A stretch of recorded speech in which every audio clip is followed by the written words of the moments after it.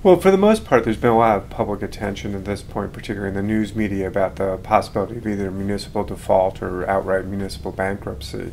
And when you look at the actual sort of the history of municipal defaults and municipal bankruptcies, what you realize is first of all, they're fairly rare events. Second of all, there's lots of safeguards that are put in place that would, in many ways, forestall any sort of bankruptcy from occurring. So some of the public hysteria is probably a little bit overstated at this point.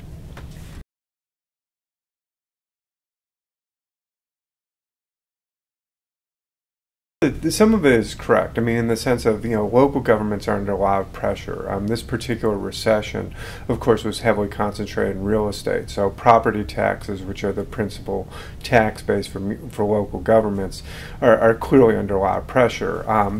But the reality is that for the most part, the property tax base is still pretty stable, even in a situation where you've had this significant of a decline in property tax values that doesn't necessarily translate into reduced property tax revenue for local governments.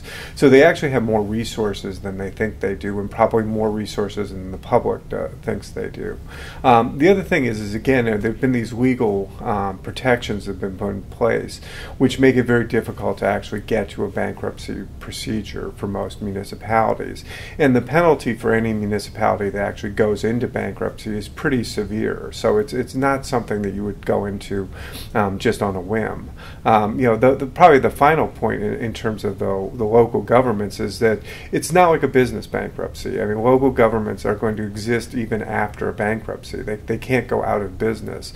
So therefore they have they need to be able to structure themselves to be able to borrow in the future and to be able to continue the operations of government that people expect.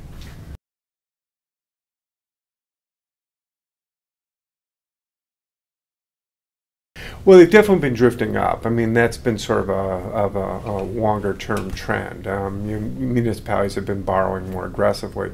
But if you look at them, again, within a historic context, they're still within a range of sort of where historically they've always been. So it's hard to say that they're at extremely elevated levels, relative to any sort of historical measure. So that they still seem pretty manageable.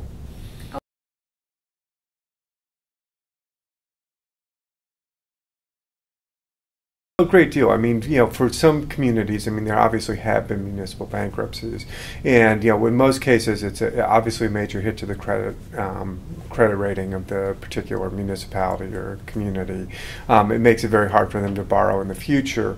But even in those cases, what you find out is most of the creditors have been paid off at very high rates. Again, at for sort of historical levels, better than 80 or 90 cents on the dollar, which again is very favorable relative to what the payoffs have been for bankruptcies of, say, private firms.